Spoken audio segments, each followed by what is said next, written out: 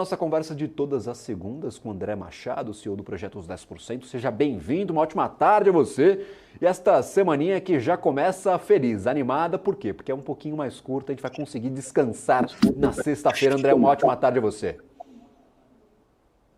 Boa tarde, Gabriel. Boa tarde para todos vocês. Prazer estar aqui novamente, mais uma semaninha com vocês. Semana curta dessa vez.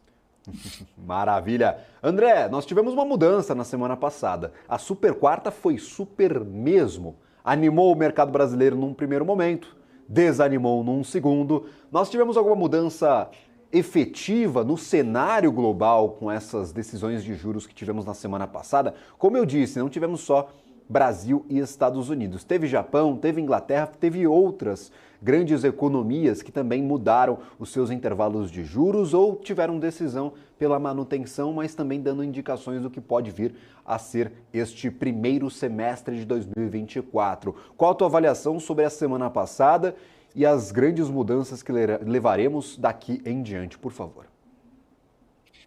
Bom, o que acaba mexendo com os mercados globais, né? É claro que todos os países que têm seus bancos centrais, as decisões desses bancos centrais afetam o andar da carruagem aí de suas bolsas.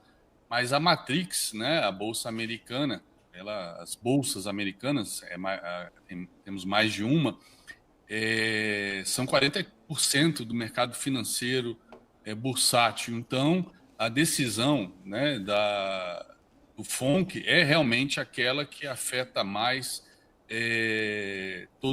todas as bolsas ao redor do mundo. Então, a decisão da semana passada, super quarta, era uma decisão, a decisão em si já super esperada, né?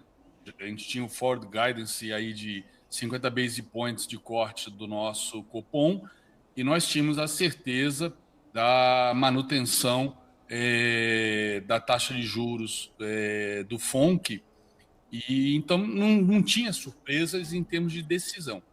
Mas o que todo mundo estava ansioso, né, para ver, para ouvir, no caso, era a coletiva do Powell às 3h30, né, meia hora depois.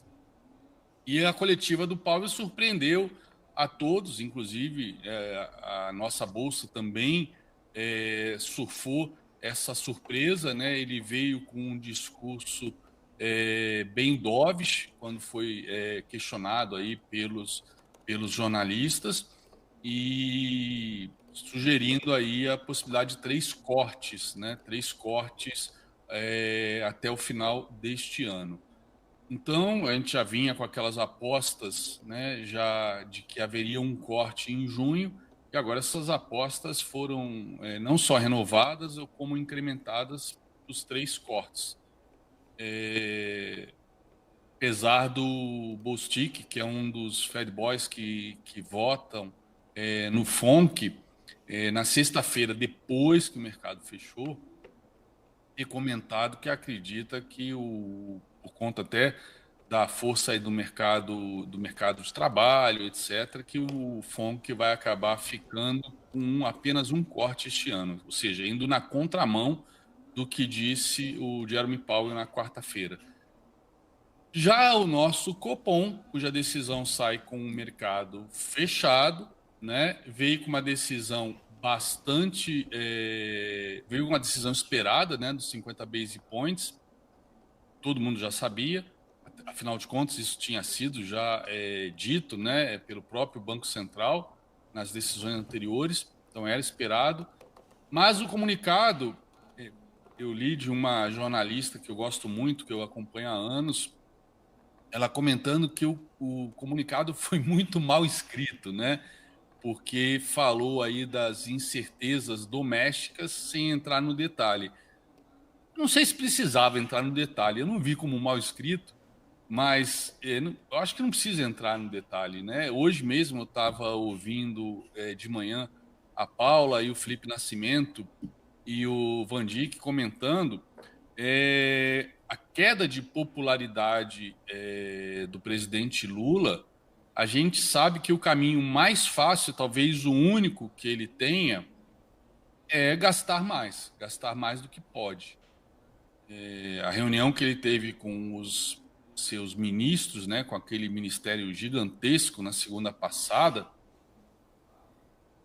quando ele fala que o pessoal precisa se comunicar mais, aparecer mais, significa gastar mais. A gente tem que aprender a ler nas entrelinhas. Significa gastar mais. Porque qual é a maneira de um ministério aparecer?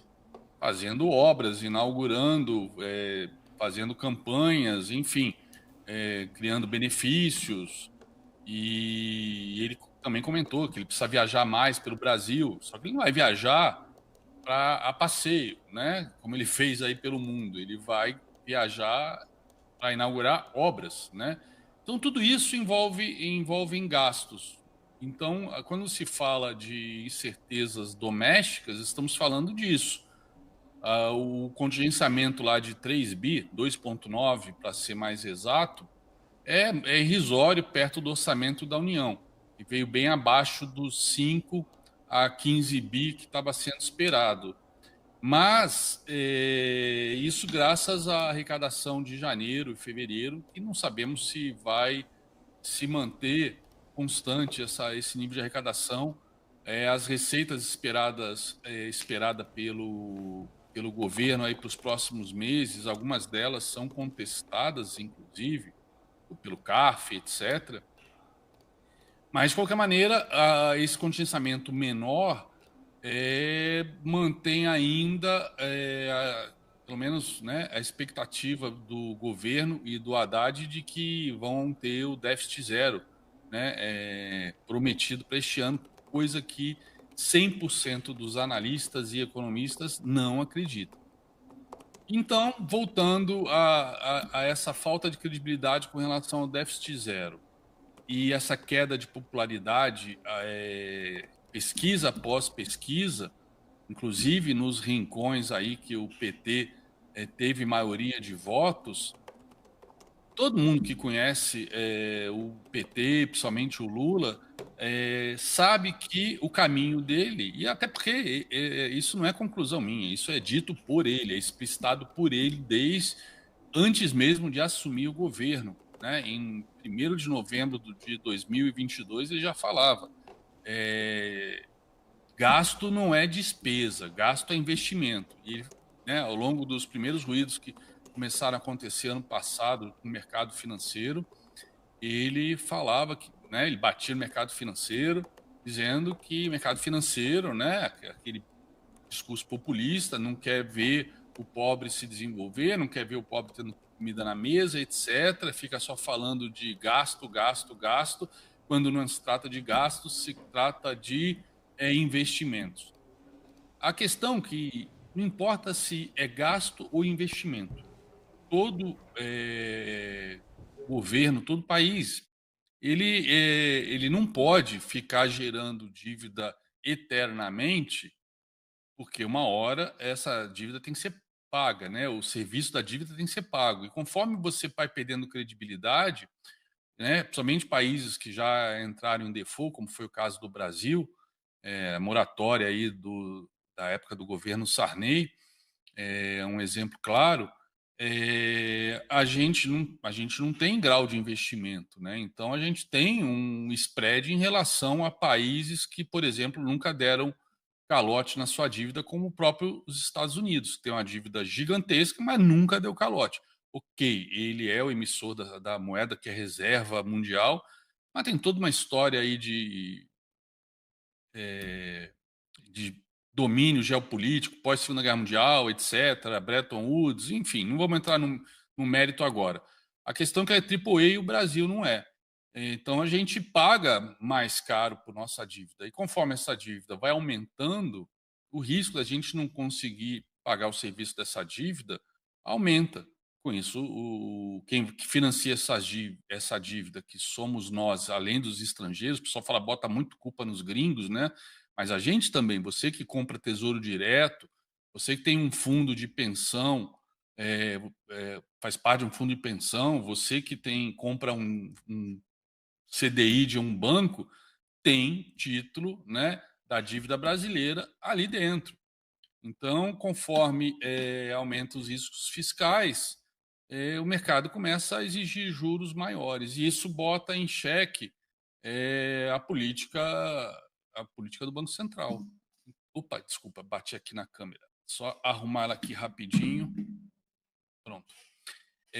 Então, neste caso, com esses riscos domésticos, na minha opinião, são os riscos fiscais, até por conta dessa queda de popularidade do Lula. A gente viu agora os eventos aí do dia 23 de março, nesse sábado, que foram agendados pelo Brasil inteiro, pelas principais capitais, Salvador, né, Bahia, que teve 70% dos votos para o PT, deu 1.000 pessoas e olhe lá. Né, os números aí falaram de 1.084, mas teve uma galera que estava atrás estava ali na rua do Pelourinho e outros ali num bar ali atrás do palco, então talvez nem 1.000 tivesse. E foi o lugar com mais manifestantes pró-PT. Então isso deve ter, né, deve estar causado um turbilhão na cabeça do Lula. A vontade de gastar deles só está aumentando. Então vamos ver, amanhã tem a ata do Copom. Vamos ver o que são esses riscos domésticos que eles referiram no comunicado. O que o mercado está especulando agora, né? O Ford Guidance ele tirou do plural, botou no singular, então podemos aí contar aí com 50 base points na próxima reunião, mas já tem gente analisando, né, pelo cenário atual, que talvez não venham os 50 base points, talvez venham só 25, talvez nem 25, talvez zero, ou talvez ele banque os 50 base points e a partir daí aí fica um grande ponto de interrogação para todos do mercado, e o mercado não gosta de incertezas. Esse ponto de interrogação o que significa, né? Vamos parar os cortes de juros a partir da próxima reunião, né? Enfim, e aí o Fed, né? O FONC vai começar os seus cortes, se é que vão ser 3 cortes, 2 ou apenas um, como disse o Bostic. Então tem isso aí, impacta diretamente carry trade, impacta o apetite aí pelo risco, né? Nas bolsas aqui, nas bolsas emergentes, mas também na bolsa brasileira. E o Ibov no final ele reflete muito claramente isso. A gente viu, vou mostrar o gráfico aqui do Ibov agora. Ibov então teve aquele dia de forte alta, né? Justamente após a decisão. Vocês estão conseguindo ver o Ibov aqui, o gráfico? Acho que o pessoal vai ter que jogar na tela aqui. Eu já até pedi para a produção colocar na tela do Oga. Agora Tá sim, o Groto, tudo na tela. Tá. Então, olha a puxada bonita que deu o Ibov na quarta-feira, né? No dia do FONC. Tá? De FONC e Copom, mas Copom foi depois. Inclusive, eu comentei na quinta-feira de manhã que apesar disso aqui, tecnicamente, a gente poder falar que é um pivôzinho de alta, né? Pela característica que a gente já vinha tendo antes, de topos de fundos descendentes, dessa bandeirona de alta, né? Isso aqui poderia ser visto como um pullback nessa bandeirona de alta, ou seja, ainda está fazendo uma bandeirinha aqui embaixo, né? Então, e outra coisa, para mim, FIBO é um mapa, né? É o meu Waze. Aqui, o FIBO e as minhas médias móveis são meu Waze que dão a direção. Então, a gente viu que ele parou exatamente na primeira retração, né? Nessa linha amarela aqui, dessa bandeirona que foi rompida. Então, para mim, com as médias apontadas para baixo, e também é óbvio, já tendo visto, né, o comunicado do Copom, bem hawkish, né? O oposto do FONC, que foi dovish, ou seja, foi pró-mercado, e o nosso foi, né, não é contra mercado, mas negativo para o mercado de renda variável. Era se esperar uma correção na própria quinta-feira, que veio, que foi confirmada na sexta. E hoje, essa indefinição, para mim, está muito em função. E olha, que a gente está vendo Petrobras e Vale. Vale agora, cadê Vale? Petrobras agora subindo 1,36, a Vale virou negativa, tá? Mas, pô, Petrobras tem um peso grande no Ibov, né? Subindo 1,33, né? Graças à alta do petróleo aí também na região de 1,5 de alta, o crude, o WTI futuro. E então isso está ajudando a puxar a Petrobras para cima. E isso, né, está sendo insuficiente para manter o Ibov em tendência de alta. Por quê? Porque amanhã a gente vai ver essa ata e a gente pode, né, ver uma ata realmente mostrando preocupação e sinalizando a possibilidade de, na próxima reunião, a gente ter o último corte. E com isso, e deixando para o futuro para analisar os dados, né? Ficar data driving, né? Como foi o FONC, né? Ficar esperando os dados da economia, tanto com relação à arrecadação, receita, como principalmente, que eu acho que é o grande vilão aí do Ibov, com relação a gastos, a despesas. Não importa se na ótica do PT sejam investimentos ou não. Contabilidade é uma só, matemática é uma só. Não adianta esse papinho populista que isso não vai fazer Ibov subir. São investimentos, isso é bom para o país. Não. A longo prazo, para o país, o que é bom é aumento de produtividade, crescimento de PIB, e crescimento de PIB. A gente viu que foi muito puxado pelo agro ano passado, né? E esse ano a gente não tem, já estamos vendo aí uma série de problemas nas colheitas, no plantio do agronegócio, queda também de preço de grãos em termos globais. Mas, então, não temos um cenário muito positivo para o Ibov agora no médio prazo, né? Ou talvez até no curto. Vamos ver amanhã Perfeito. como é que vai sair essa ata. Essa ata pode vir botando bastante água no chope.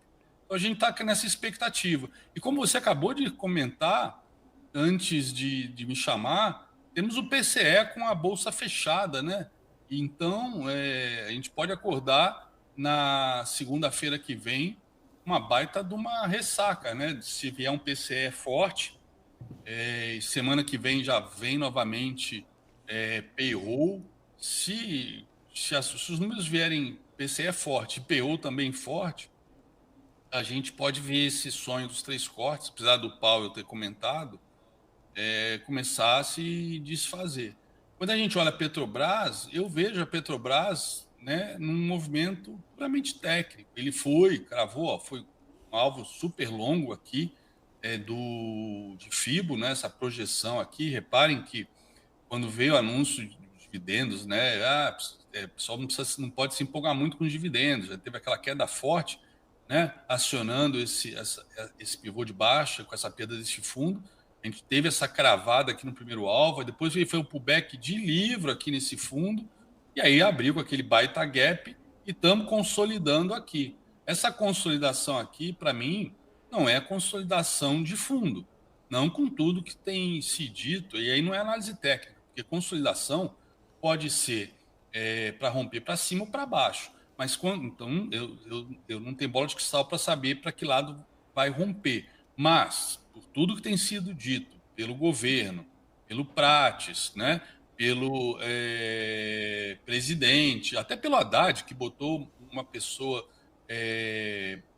da área dele no conselho da Petrobras, que a Petrobras precisa se esverdear, ou seja, na linha do que o Lula já falou, né, o Prates também, de que precisa investir em energias renováveis.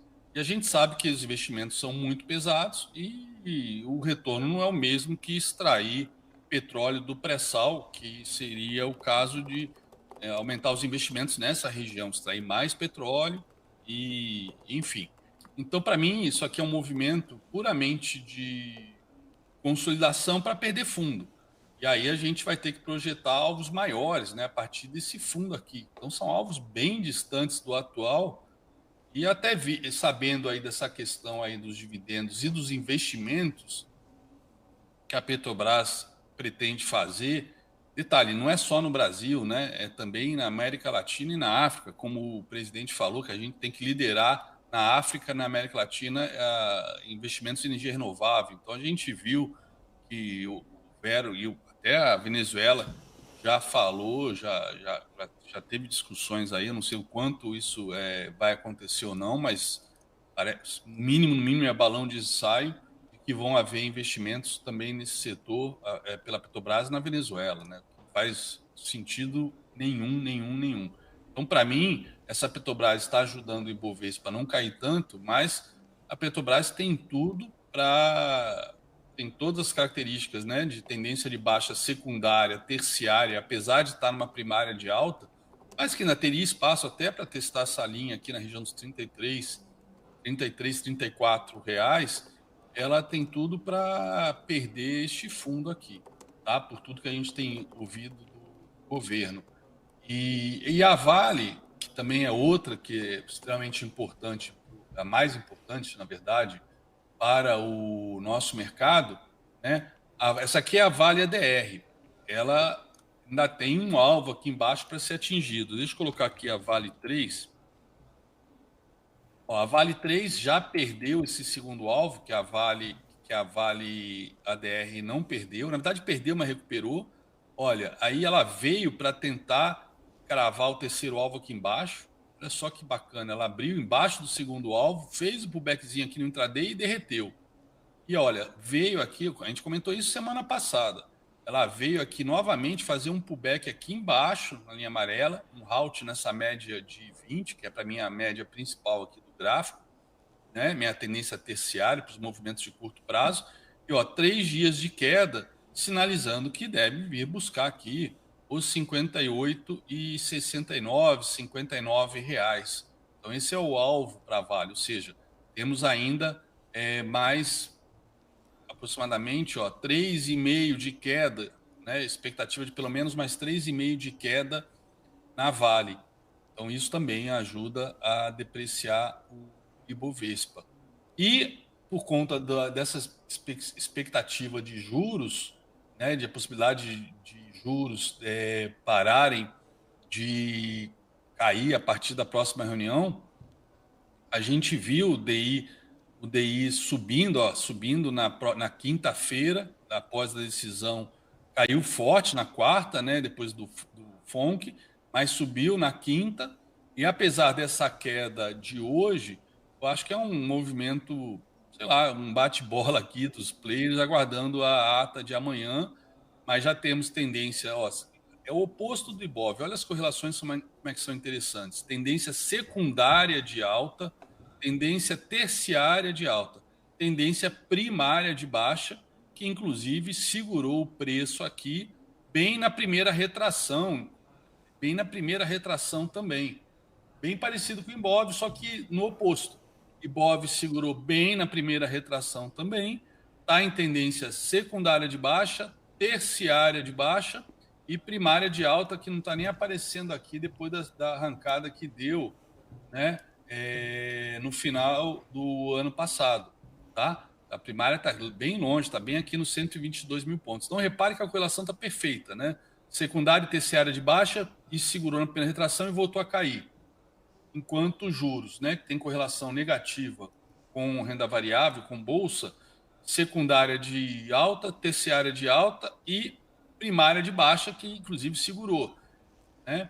Então, mas a gente já rompeu esses topos, né? Rompemos aqui esses topos, podemos dizer que viemos testar esses topos aqui e que o mercado reagiu, né? Isso aqui foi essa invasão aqui na quarta-feira deste topo, acabou também sendo segurada por este topo. Então, os topos anteriores estão segurando, a própria abertura na quinta-feira, os topos estão segurando o DI, então o DI sinalizando tendência de alta. Vamos ver amanhã o FONC. E o dólar, que acaba andando muito com o DI, mas ele tá bem amarrado, está bem travado nesse ano, por conta, obviamente, de DXY, as decisões do FONC, as apostas lá nos Estados Unidos, né? O dólar também está numa tendência de alta, e a minha expectativa é que, pelo menos, ele venha aqui ainda testar os 5,06.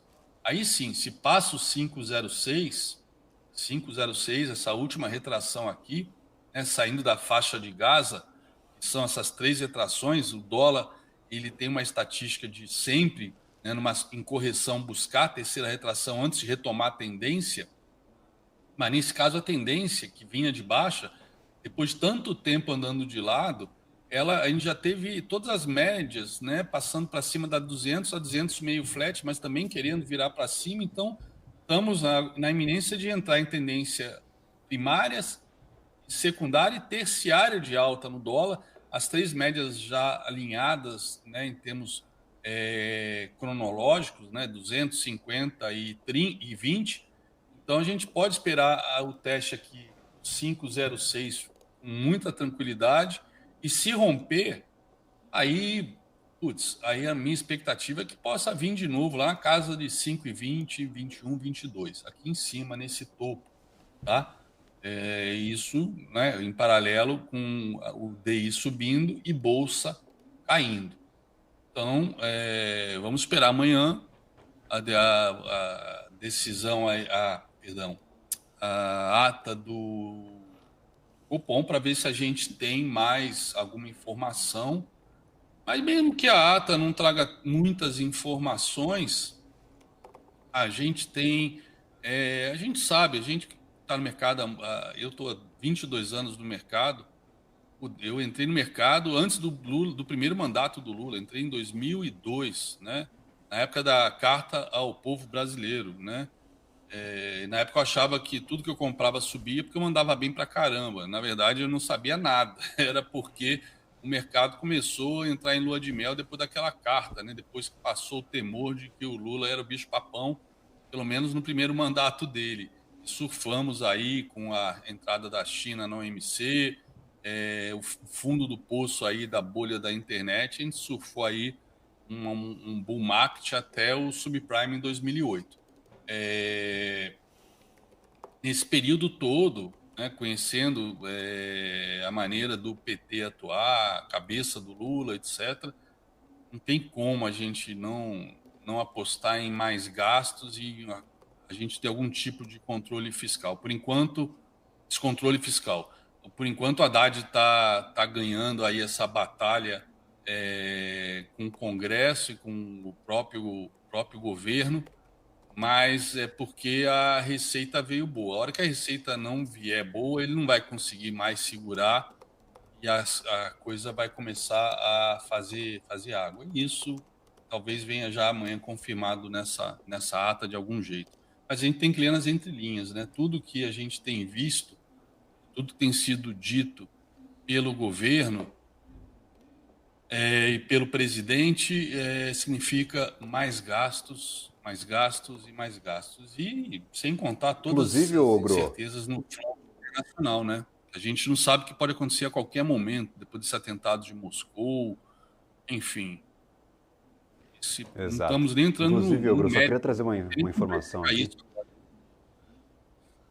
Só queria trazer uma informação aqui que os treasuries norte-americanos estão meio estressados, viu? Depois das falas de alguns diretores, inclusive você mencionava essa ponderação de um Fed Boy lá na sexta-feira, depois do fechamento do mercado. Hoje nós temos outra diretora do Fed, a Lisa Cook, ainda ponderando, também alertando os investidores sobre estes riscos de cortar juros nos Estados Unidos, segundo ela, cedo demais. Então, claro, essa é a avaliação da diretora. Ela indica que o mercado de trabalho sim está se arrefecendo, está demonstrando sinais de enfraquecimento, mas há riscos ainda em cortar estes juros cedo demais. Com essas duas falas de diretores do Fed, nós temos agora os treasuries norte-americanos, pelo menos os de 10 anos, chegando a 4,25, não a patamares anteriores à decisão de juros nos Estados Unidos, porque antes da tomada de decisão lá do Fed, nós tínhamos os treasuries de 10 anos encostando de 4,30, 4,32, mas voltamos ao patamar aí de 4,25, acima do que tínhamos no fechamento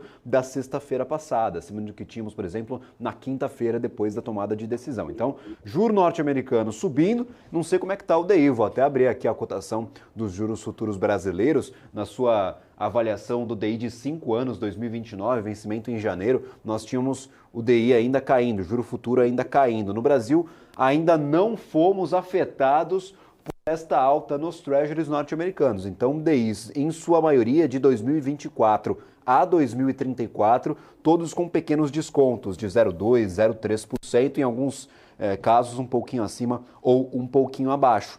O DEI que o senhor trazia, o André, 2029, vencimento em janeiro, 10,55 de rentabilidade, 0,33% de desconto hoje. Mas já dá para ver que o mercado norte-americano não está tão convicto assim de que o momento ele é tão saudável para que tenhamos certeza absoluta de um corte de juros no curto prazo.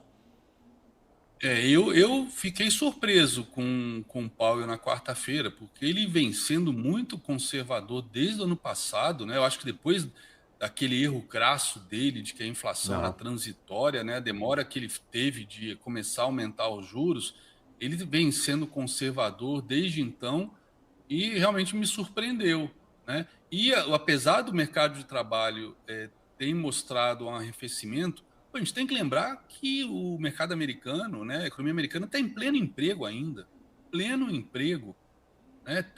Acho que o último payroll saiu de 3,6 para 3,7, né? Apesar do número ter vindo ruim, veio mais contratações, mas também teve mais gente buscando emprego e com isso apareceu um percentual maior. Então, são aqueles números, né, o número principal que todo mundo olha é quantas vagas foram criadas. Pô, foram criadas mais vagas do que esperado, é ruim. Mas aí, se teve mais gente procurando emprego, aparece lá o aumento de 3,6 para 3,7. Mas, pô, até 4 e alguma coisa, 4,5, a gente pode falar que é pleno emprego. Então, o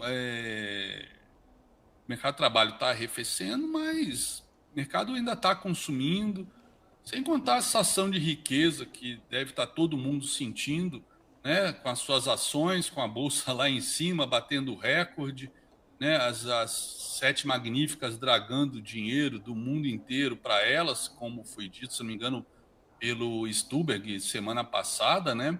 Isso está dificultando também a valorização dos ativos aqui no Brasil, por conta desse buraco negro que se tornou as Magníficas Sete. E a qualquer momento eu continuo achando, né, que isso é uma bolha, né? Hoje a Fujitsu anunciou que Perfeito. está fazendo investimentos em IA, ou seja, todas as empresas, né, ao redor do mundo falam em investimentos em IA. A buzzword, né, que faz os ativos valorizarem. Se você não está fazendo investimento em IA, né, você está fora, você não é uma empresa moderna, né? Você não é uma empresa que está pensando no futuro. Perfeito. Eu acho que isso é uma bolha que eu não sei qual vai ser o alfinete que vai estourá-la, mas as bolhas explodem, né, a qualquer momento sem a gente esperar. Sabe Deus qual vai ser a razão Exatamente, por isso que dessa. justamente são bolhas, né, o André? Porque a gente não sabe quando elas vão estourar. E se tem gente tão crente de que aquele será o modelo de negócios do futuro, totalmente disruptivo, essa bolha tende a crescer cada vez mais. Foi o caso das .com. E, gente, não estou falando que a tecnologia da inteligência artificial ela seja descartável, nós já vimos isso no passado. Aquela bolha das .com, as ações explodiram, todas as empresas voltadas à digitalização elas subiram muito. Hoje, depois de muitos anos, nós vemos que realmente foi uma tecnologia disruptiva. Mas será que naquele momento justificava uma alta tão exponencial para os ativos? Não estou falando se a tecnologia é boa ou ruim, estou falando de timing. Será que num curtíssimo espaço de tempo, todo projeto de IA tem que ter essa explosão de valores? Muito obrigado, Ogro. Seja sempre bem-vindo aqui à nossa programação. Agradeço imensamente pela participação. Obrigado a você, Gabriel. Obrigado a todo o time BMC, a galera aí que está me ouvindo. E eu queria aproveitar e desejar uma feliz Páscoa para todos vocês. E segunda-feira estamos aqui para falar de ovos de Páscoa Perfeito. ou Kinder Ovo, né? Que possa ter saído aí dessa ata e do Exato. PCE na sexta-feira.